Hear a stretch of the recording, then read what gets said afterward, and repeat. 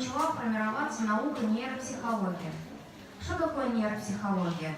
Она помогает нам узнать, как сформированы у детей высшие психические функции. Что такое высшие психические функции? Это то, чем мы думаем, чем мы запоминаем, то, чем мы ориентируемся в пространстве. То есть мышление, память, зрительная и слуховая, зрительное восприятие, пространственное мышление. И все эти функции развиваются у детей от рождения, можно было бы сказать, и до взрослого возраста, но это не совсем так. То есть основной пик развития приходится до 12 лет. И до 12 лет можно успеть помочь таким детям развить те функции мозга, которые по каким-либо причинам не успели сформироваться. Чем больше до 5 лет ребенок занимается, чем больше различных видов игр, деятельности, активности вы ему предлагаете, тем более разносторонне развивается его мозг. Задействованы все участки. Все вы знаете, что наш мозг состоит из двух полушарий, правое и левое. Но многие до сих пор думают, что это два симметричных образования, то есть как две почки, например. Но это не совсем так. Оба полушария — это как два разных органа, они имеют разные функции, но они между собой взаимосвязаны и взаимодействуют.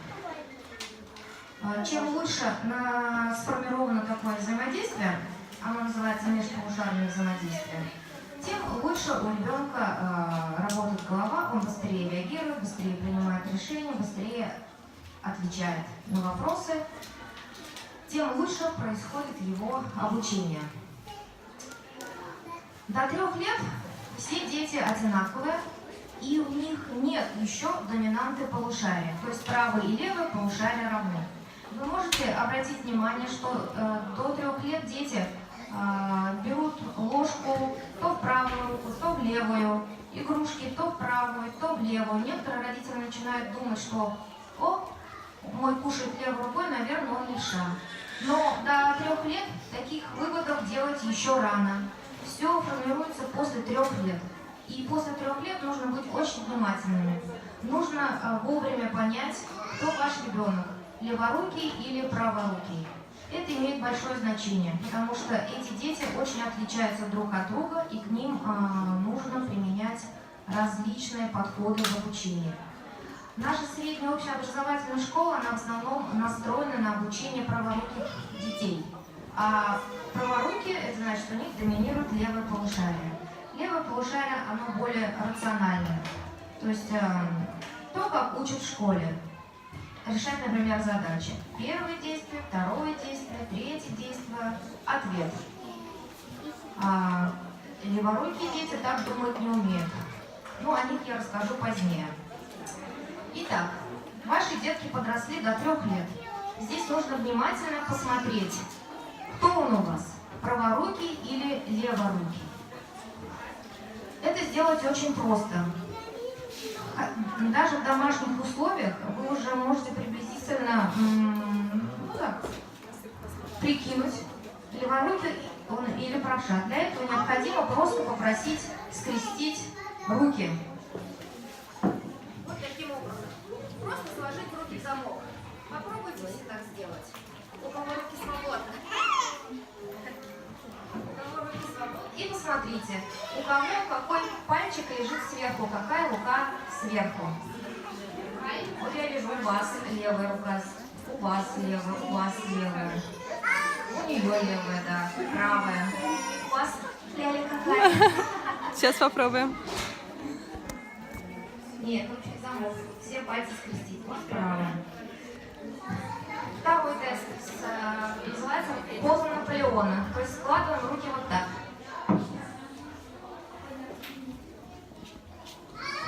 И смотрим пальчики, какой руки сверху. Ну вы точно правша. Правая. У вас было лево, справа. Вот смотрите.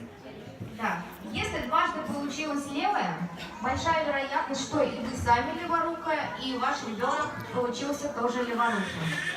Леворукий и левша — это не одно и то же. Левша – это когда у человека и рука, и нога, и глаз, и ухо – все ведущее левое. Такие люди есть, но их очень мало, буквально единицы. Точно так же, как и правшей. Чистые правши – это те, у которых рука, нога, глаз, ухо, ведущее левое – это правши, но их тоже очень мало, буквально единицы. В основном смешанный тип. Смешанные типы – это когда, допустим, рука правая, глаз, ухо могут быть левыми, то есть в любых комбинациях. Мы ориентируемся пока на руку. То есть если рука правая – это ребенок праворукий, если рука левая – леворукий. Для нас имеет значение не то, какой он рукой пишет. Для нас имеет значение то, какое полушарие мозга у него активно. Так, еще вы должны знать, что в природе существует 3 типа людей. Правши, левши и амбидекстры. Амбидекстры – это смешанный тип, у которых нет доминанты полушария, и оба полушария равны. То есть эти люди находятся в самом выгодном положении. Они имеют черты и праворуких, и черты леворуких. Так, теперь почему-то принято считать у нас в России, что у нас все люди правши, и бабушки и дедушки начинают переучивать детей на правую руку со словами, что мир для правшей, что так удобнее, что все пишут право, едят право, и ты должен быть правшой. Но если посмотреть на жителей Крайнего Севера, посмотреть на жителей Средней Азии, пустынных местностей, то есть тех местностей, где небольшое содержание кислорода в воздухе, то вы увидите, что там преобладает в основном леворукие. Да. И они считают правшей людьми странными. Если у нас в каждом классе встречается сейчас 2, 3, 4 человека леворуких, то у вас точно в страну все наоборот. Преобладающее население – это леворукие, ну и 2-3 белые вороны, которые пишут правой рукой. Так, чем может вам помочь нейропсихология? Почему так происходит? Да, да. Если, допустим, сложные роды, если у ребенка асфиксия, гипоксия, да, то такие дети очень часто становятся леворукими и в основном выживают именно левши. То есть, если, допустим, 2 близнеца, и один задумывался правшой, а другой левшой, то очень большой вероятностью выживет именно леворукий. То есть это такая приспособляемость к низкому содержанию кислорода. И даже если он задумывался природой как правша, допустим, родители двое правши, ну какие-то проблемы у мамы во время беременности, обидеться там или что-то, он с большой долей вероятности будет леворуким или просто погибнет. Так, итак, мы диагностируем детей с 5 до 12 лет. Почему? Потому что с 3 до 5 лет еще только идет процесс созревания функций мозга у ребенка. И здесь зона ответственности родителей. То есть они должны как можно больше разных видов деятельности предлагать своим детям. И в этом вам помощь Центр СЛВЛАР, где есть и английский, где есть и лепка, и танцевание, танцы. То есть ребенок должен уметь работать и руками, и всем телом. Очень часто встречаются дети, которые по каким-то причинам не ползали. У таких детей впоследствии не формируется пространственное мышление. То есть в момент, когда он ползает, делает зигзаги по квартире, стукается об все углы, у него как раз в голове формируется пространственное мышление. Он понимает, что нужно радиус поворота делать больше, учится управлять своим телом. Если впоследствии такие дети не имеют никакой физической активности, то есть не занимаются спортом, не ходят на танцы, на гимнастику, у них и во взрослой жизни пространственное мышление не будет сформировано. Во время путешествия вы можете замечать, что человек ушел, забыл, где он был, не может вернуться. Или там ищет какие-то улицы, или говорит, я повернул направо, а сам показывает вот так. У нас одна знакомая попала в аварию, я, говорю, поворачиваю направо, сама вот так показывает, я поворачиваю направо, и авария. То есть, если ничего не делать, некоторые упущения с детства, они перетекают во взрослую жизнь. И одно из них – это пространственное мышление. Как вы можете помочь? Просто дома нужно иметь кубики, конструкторы, пазлы, лего. Сейчас очень много всего, что угодно. Но нужно уметь и учить детей собирать по схемам. То есть, когда родители мне говорят, что ой, у нас дома горы лего, мой ребенок целый день сидит, играет в лего и собирает чудо-замки, это не развитие пространственного мышления, это развитие фантазии, что тоже хорошо. Надо развивать и фантазию, но потом сказать, вот схемка, давай вместе соберем. И учить вот вверх, вот вниз, вот вправо, вот лево. В таком случае у ребенка постепенно формируется пространственное мышление. Итак, предлагая разные игры, вы развиваете своего ребенка до 5 лет. В 5 лет уже можно прийти к нам, нейропсихологам, на диагностику. Это уже отработанная методика, с помощью которой можно проверить все основные функции мозга, которые должны быть сформированы к этому возрасту. Что сюда входит? Мы проверяем зрительную и слуховую память, пространственное мышление, логическое мышление, проверяем некоторые двигательные функции, проверяем, насколько хорошо сформировано у ребенка межполушарное взаимодействие. Успокойте его, Межполушарное взаимодействие – связь между правым и левым полушарием. То есть оно показывает нам, какое количество нейронных связей у ребенка сформировано. Вот на данный момент сейчас две проблемы у большинства детей. Это не сформированное межполушарное взаимодействие и очень слабая зрительная память у большинства. У всех есть какие-то свои плюсы-минусы, но вот это прослеживается сейчас массово, по крайней мере в Казани.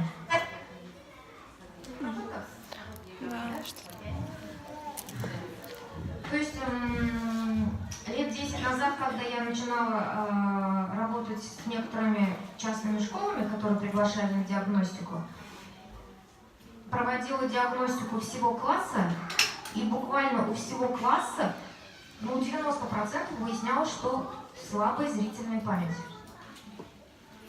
Разговаривали с учителями, они внедряли некоторые игры, упражнения.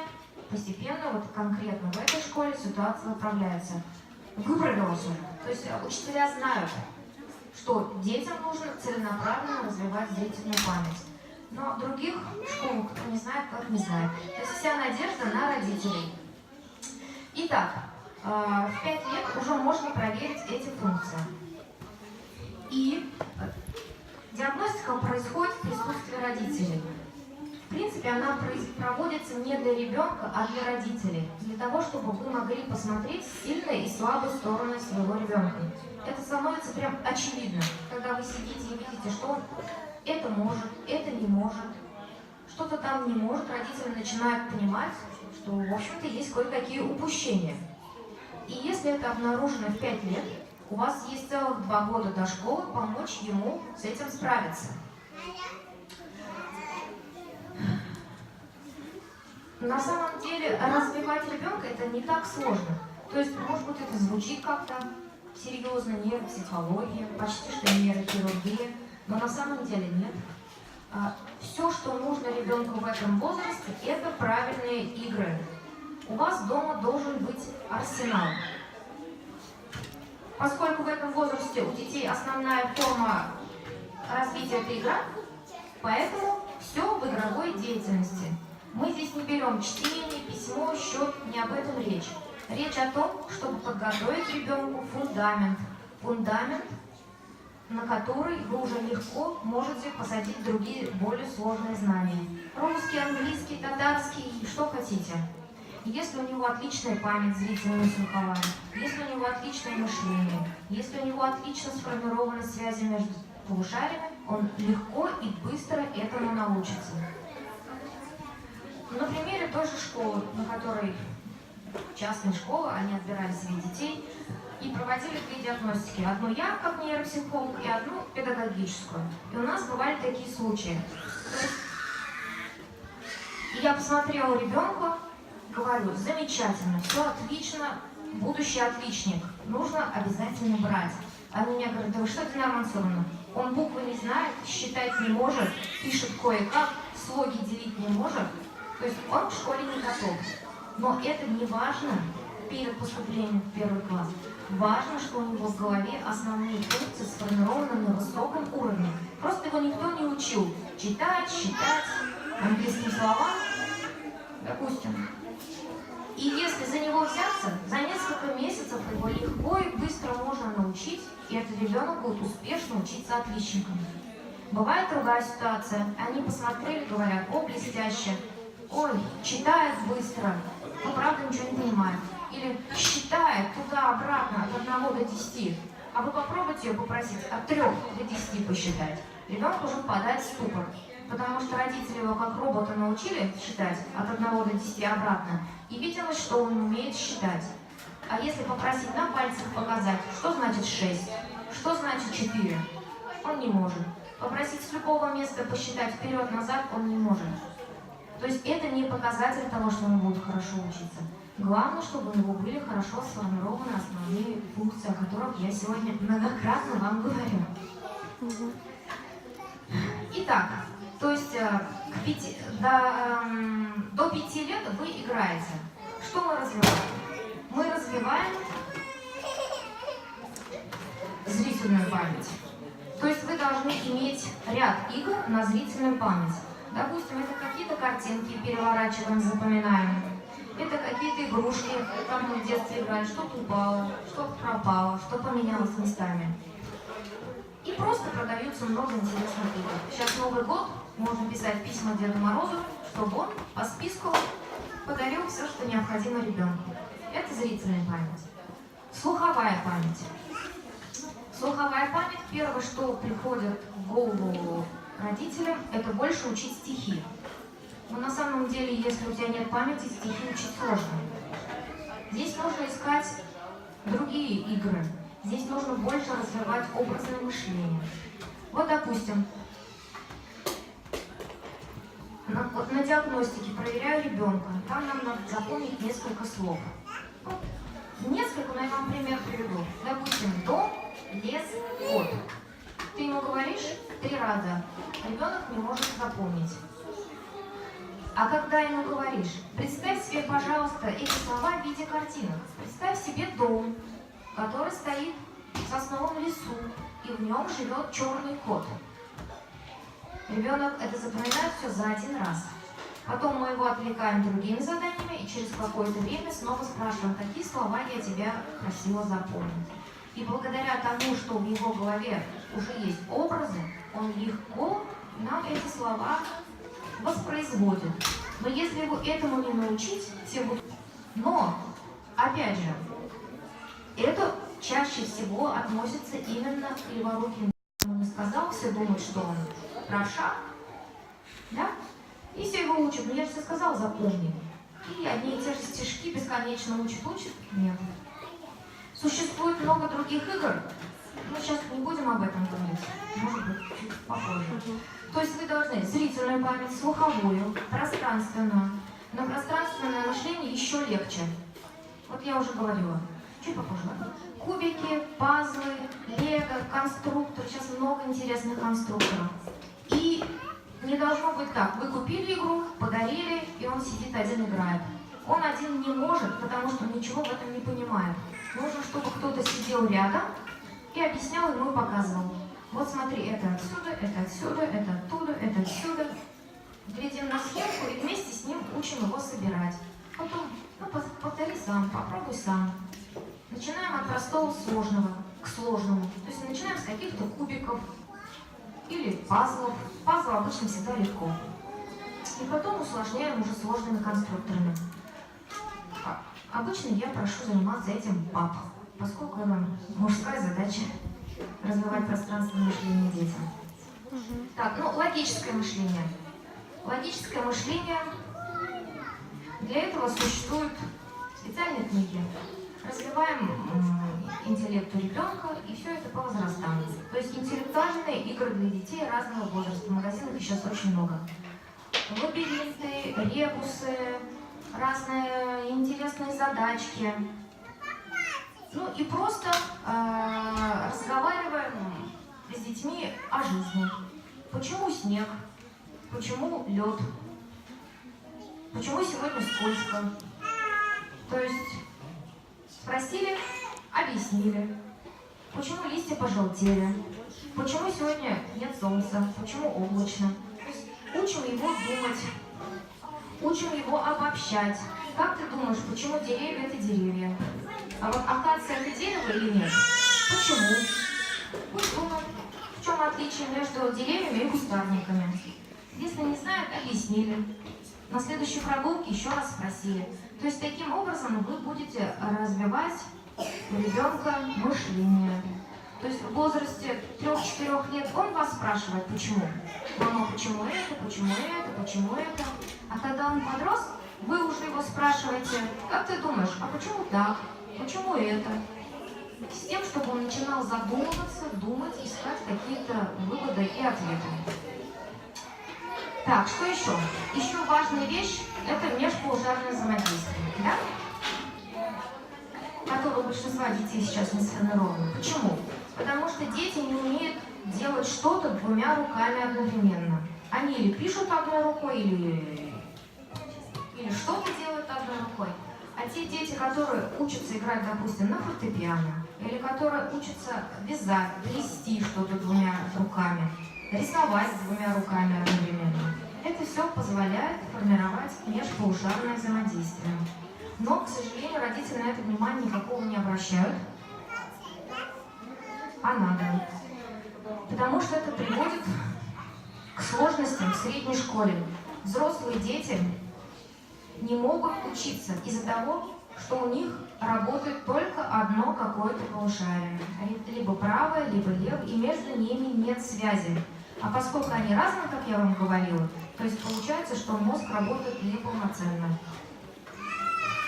И в большом возрасте, уже старше 12 лет, это очень сложно исправить. Потому что межполушарие формируется до 9 лет. До 9 лет. И нужно успеть его сформировать. Если ваш ребенок не хочет играть ни на фортепиано, ни на аккордеоне, не хочет рисовать 2 руками, не хочет плести, не хочет плавать в бассейне, то есть специальные упражнения наши нейропсихологические, которыми мы занимаемся во время коррекции, и которые вы можете делать дома. То есть я вам покажу парочку. Задача заставить 2 руки делать что-то одновременно. Таких упражнений много. Вы можете любые найти и тренировать. От простого к сложному. Делая такие упражнения, у детей как раз формируются связи. Почему? Потому что мы работаем 2 руками и вызываем сигнал как раз одномоментно в оба полушария. И они вынуждены между собой договариваться и как раз-то формировать между собой вот эти связи и взаимодействия. Так, то есть в 5 лет проверяем все функции мозга, да, и можем дать уже родителям рекомендации, где сильные, где слабые стороны ребенка, что необходимо подтянуть. То есть родители обычно сами видят, когда ребенок из 6 фигур не может там, но еле-еле 2 рисует, то здесь явно проблемы со зрительной памятью, и нужно срочно что-то делать, пока он не пошел в школу. Когда он пришел в школу, в начальный класс, в начальную школу, то есть за счет чего дети учатся в начальной школе? За счет памяти. Нужно запомнить одно, запомнить другое, запомнить сегодняшнюю дату, переписать в тетрадь. Да? Запомнить домашнее задание, переписать. Памяти нет, все забыл. Ничего не видел, ничего не слышал, все забыл. Мама перезванивает все друг с другом, что задали. И так каждый день. То есть в 1 классе это еще кажется нормально, но во 2-3 классе начинают родители утомлять. Почему я должен за тебя все помнить, искать, разговаривать, когда уже ты научишься сам. Сам он никогда не научится, потому что это не было сделано в детстве. Память не развита. Но здесь комплекс, на самом деле. Я уж вам рассказываю немножко схематично. В голове ведь не кусками все переплетено и взаимосвязано. Но в целом схема такая.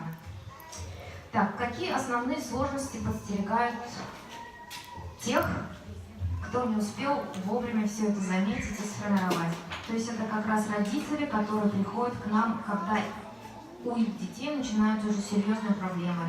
Это 2, 3, 4 класс. Основных крупных проблем много, но основных крупных проблем 3. Первое – это леворукие дети.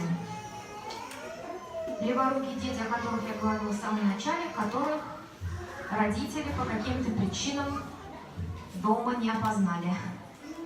Бывает даже так, что во время диагностики я проверяю, ребенок берет расческу левой рукой, причесывается, берет ножницы левой рукой, а кое-что берет правой, поскольку научили, чаще всего это ручка. Маму спрашиваешь, что вы заметили? Какая рука ведущая? Правая. Почему вы так решили? Ну вот он же пишет правой. Но ведь кроме письма есть много других деятельностей у ребенка. То есть родители просто не видят, что он даже зубы чистит левой рукой. Главное, что пишет правой. Но, естественно, в школе у таких детей большие проблемы. Поскольку леворукие дети сами по себе очень отвлекаемые, невнимательные, склонны к рассеянности и забыванию, соответственно, когда они идут в школу, они забыли пенал, забыли дневник, забыли ключи от дома, забывают все. В школе крутятся, вертятся, мешают всем, отвлекают.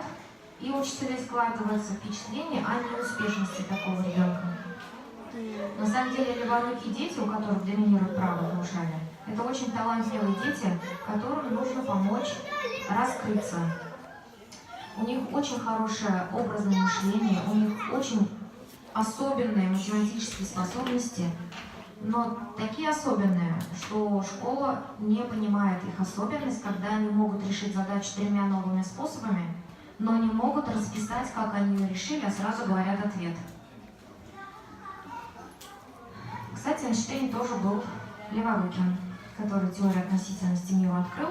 Если бы он жил по схеме нашей школы, 1, 2, 3, 10 лет, он бы теорию относительности никогда не открыл. Потому что именно работа правого творческого полушария, который что-то ищет, фантазирует, стремится к чему-то новому, помогло ему оторваться от старых знаний и правил и решить эту задачу. Так, то есть леворуких детей нужно определить еще до 1 класса с тем, чтобы знать, как им помогать учиться. Основная жалоба у них – это невнимательность. Невнимательность – это работа правого полушария. Правое полушарие у нас рождено для того, чтобы быть невнимательным. Левое полушарие рождено, чтобы концентрировать внимание, правое для того, чтобы рассеивать внимание. И когда связи между ними хорошо сформированы, у ребенка гармония, баланс, ничто на себя не перетягивает. Он в меру внимателен, в меру слышит, что творится вокруг. Даже вы сейчас левым ухом слушаете меня, а правым ухом слышите, что плачут дети, что кто-то ходит вокруг. Так ведь? Это так заложила природа. То есть левое полушарие помогает нам стремиться к цели, концентрироваться на чем-то. Правое охраняет нас от опасности. То есть оно как радар прислушивается, нет ли какой опасности, нет ли диких зверей, нет ли на нас нападения какого-то. То есть оно нас охраняет, постоянно сканируя вот так пространство. У леворуких детей немножечко перекос. Уж очень много у них этого правого полушария. И они сильно отвлекаются. Но если сформировать межполушария, о котором я вам говорила, все нормализуется. Они будут в меру внимательными, ну и по природе своей чуть-чуть рассеянными. Так, левши. Вторая большая группа проблем – это быстро утомляемые дети. Они очень умные, у них все очень хорошо сформировано. То есть посмотришь, в общем-то, это будущий отличник, но учиться им очень сложно, потому что кого-то хватает на 2 урока, кого-то, может быть, иногда на 3. Они могут встать, начать ходить по классу, кто-то может начать петь, кто-то может сидеть, терпеть, молчать, прийти домой, вместе с ранцем упасть и спать до ночи. Такие случаи тоже регулярно ко мне приходят, к сожалению. Бывают настолько крайние случаи, что они доходят домой, вот прям в одежде падают, вот тогда мама говорила, и до следующего утра ребенок спит. То есть это вообще истощаемость сверх меры. От чего так происходит?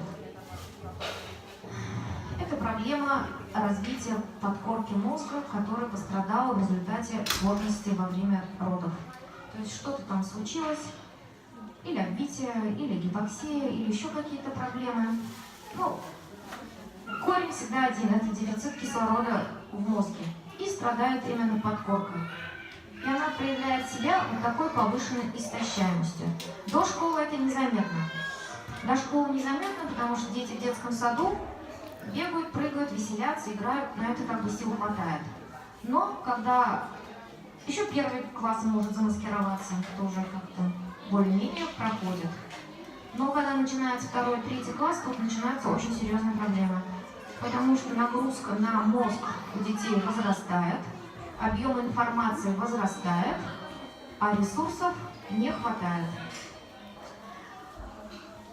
То, чем он живет в школе, это как раз-то высшая корковая функция, которыми мы занимаемся, да? То есть извилины мозга.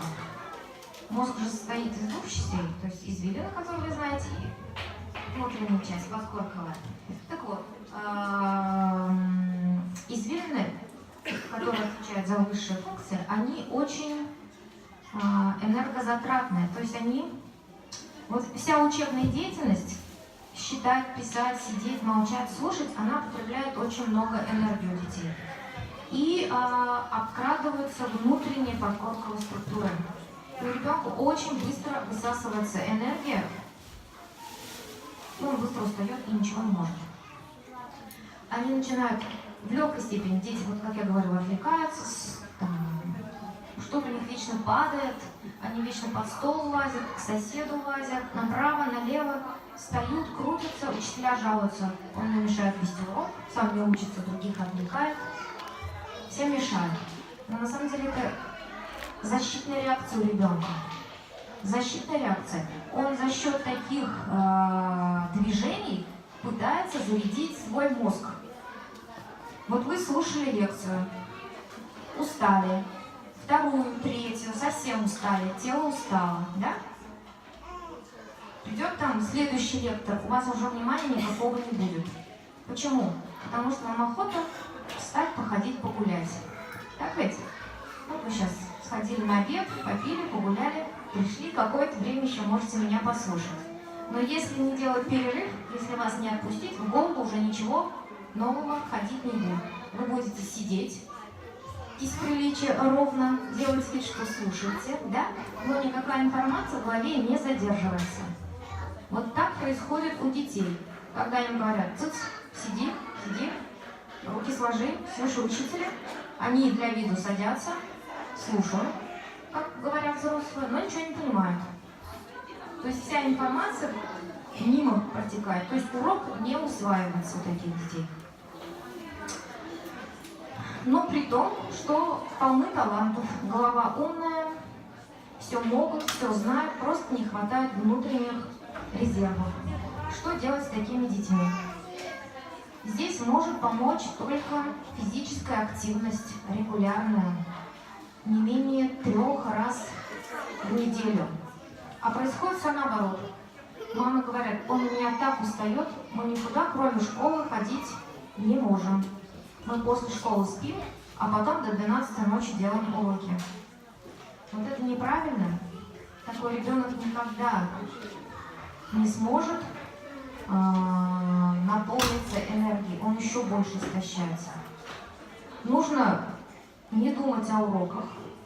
Нужно взять его и куда-нибудь отправить. Либо плавать, либо бегать. Что хотите. Пусть 2-3 раза в неделю физически двигается. В момент движения, когда руки и ноги двигаются, происходит именно формирование, даже не формирование, как сказать, развитие подкорки заново. То есть она как бы подзаряжается, взрослеет. Понимаете? Без движения этого просто невозможно. И при всех их больших возможностях высоких результатов не будет. Потому что к средней школе нагрузка возрастает еще больше, и такие дети просто скатываются вообще на двойки. Резко. Вроде потенциал был на 4-5. Сразу на двоечнике, желания учиться нет, потому что в школе недопонимают. Думают, что вот он невоспитанный, что дома не занимаются, никто ему не говорит, что на уроке нужно сидеть и слушать учителя, не ходить по классу и песни петь. Но эти дети, у них просто это вынужденная необходимость так поступать. Так, это вторая группа, да? Первая были леворукие, вторая быстроутомляемые, третья это наоборот, это СДВГ. Очень часто сейчас направо-налево ставят диагноз синдром дефицита внимания с гиперактивностью. Прям вот чуть-чуть ребенок побегал, СДВГ. На самом деле СДВГ это очень серьезный диагноз. Очень серьезный диагноз, и в реальности он встречается достаточно редко. Когда такие дети есть, об этом знают все. Никто незамеченным не останется. Если в класс или в магазин или куда-то пришел СДВГ, это ни секунды реально покоя. То есть его внимания хватает максимум на 2-3 секунды. То есть он подбежал, схватил, посмотрел одно, побежал другое, третье, четвертое, пятое, все, разорвал, порвал, сломал. То есть это хаос. Вот это дети СДВГ. Но в эту группу, скорее всего, попадают дети из второй группы, про которых я вам говорила, утомляемые, которые уже устали и начинают хулиганить. Вот как маленькие дети, которые устают, начинают капризничать. Так и дети постарше, они начинают бегать, кричать. Все, СДВГ. СДВГ, реальный СДВГ, это очень большая проблема. И она не останавливается ни на секунду. То есть эти дети ведут себя так, везде. Дома, в школе, на улице. Ну везде, их жизнь так устроена. Их невозможно уложить спать. Они никак не отключаются, мозг вечно включен. Сложные проблемные дети, которых очень сложно восстанавливать. Тоже можно, есть на это методики, но это требует очень большого труда родителей. Самый известный СДВГшник – это олимпийский чемпион Майкл Фелпс. Знаете, да? Вот здесь Сколько он там? 5-7-кратный олимпийский чемпион. Мама от безысходности не знает, что делать со своим таким бешеным ребенком, отправила его в бассейн. Его бешеная энергия привела к блестящим результатам. Тренер взялся, ну то есть скорость была немыслимая, такое СДВГ у него было. Просто направили его энергию в мирное русло, научили технике. И вот только благодаря бассейну он успокаивался, потому что в обычной жизни он был неадекват. То есть и мама спасалась в бассейне. Со временем на это уходят годы. Таких детей тоже можно поправить, но это реально годы, 2-3 и больше. Потом они в другую крайность спадают, они становятся слишком медлительными. Ну ладно. С чем связано? Связано с повреждением ретикулярной формации. Есть такая, ну как сказать, оболочка мозга, да? То есть все во время беременности что-то случилось. Да, и вся вот эта шапочка сосудистая.